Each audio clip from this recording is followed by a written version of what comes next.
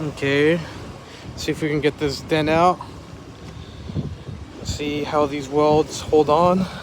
Go slow.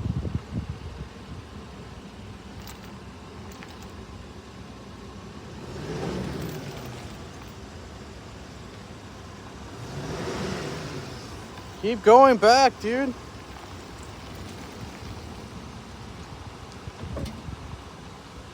Go forward. Okay, a little bit back now. Give it a little bit of gas. Perfect. And that's how you do it. That's how you pull out a dent, especially when it's caved in. Now I just got to get the bumper off and hammer the bedside out, and it'll be ready to go.